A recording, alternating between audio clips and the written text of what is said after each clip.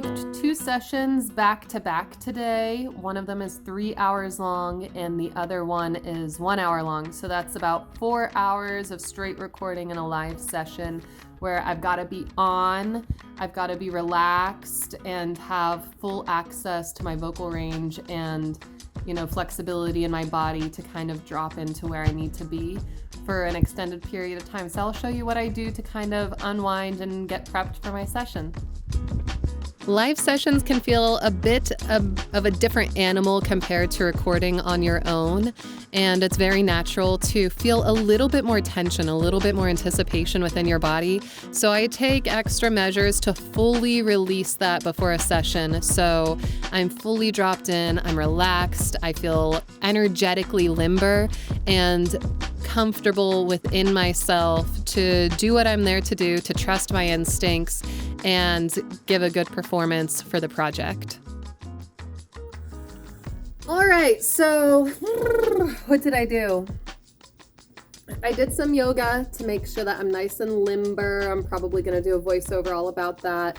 I got ready, made sure I was dressed, make sure I'm smelling good, feeling good, brushed my teeth nice and fresh and clean. I cleaned up my studio a bit and I'm ready to go. So I sat down and I listened to the audition that booked me this gig.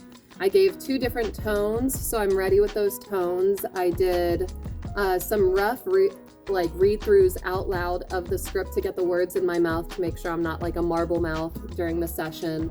And I'm ready to go. So I guess I'll put you on fast forward, even though it's just going to be me really fast going with my headphones on.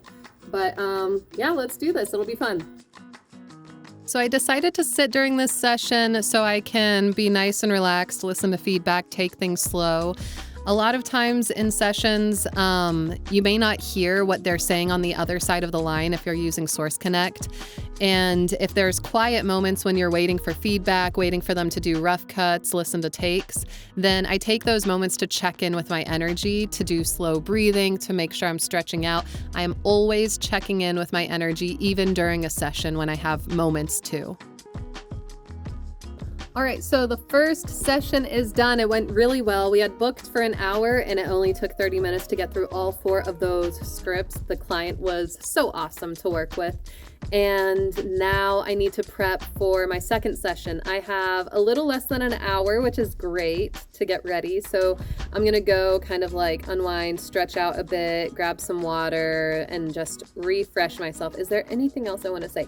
Yes, so if you haven't done live sessions before, both of them have been through my agents. One of them was a manager, but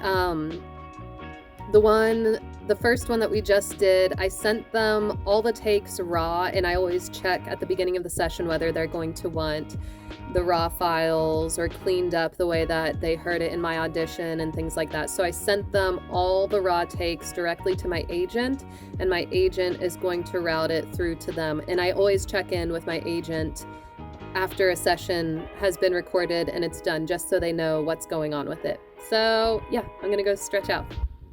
Okay, and we're back. So I have about 40 minutes before I need to hop on this call. So what I'm gonna do is, the first session that I just wrapped up was for like health insurance, like HSAs. Is that health insurance or life insurance? Whatever it is, HSAs. And it was like a very friendly, corporate, straightforward read. This next session is a little bit trickier, especially because the client asked for 2 rounds of auditions. The first time they auditioned everyone, they didn't find anybody that they liked, so they sent out new audition specs with different direction. And it's for a clothing brand, and they're looking for something that is not voiceover-y. They're looking for something that is artsy and kind of offbeat a little bit, in the way that whenever you go to like Zara's landing page, some of their photos, like the way that they organize themselves are a little bit offbeat. So I'm going to sit down, and they wanted a very slight accent with this.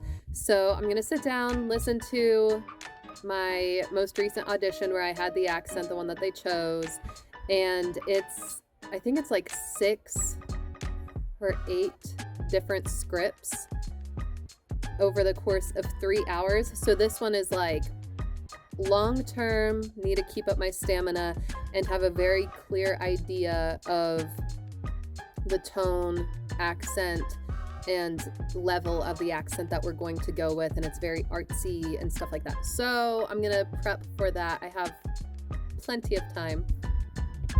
Whoo! I had a little heart attack about 4 minutes ago. I started hearing all of this like loud, rumbling, crazy noises, and my dog started going crazy and barking. And I went to the front of the house, and the city is like, I can still hear the rumbling. The city is like doing some concrete work literally right in front of my house, like 10 feet in front of the house. And I open the door and the guy's standing right there. And he says that they'll be done in like 5 minutes. So let's hope, because the last thing that you want is to have all this rumbling in a live session when their audio engineer is the one capturing all your sound. So fingers crossed. And I guess I'll go ahead and record my session for this one as well. At least part of it. It's 3 hours long, so not the whole thing. So this is a great example of when things don't always go according to plan. They did not leave in 10 minutes, and they were rumbling in front of my house during the session. I didn't let it mess up my energy. I didn't let it freak me out.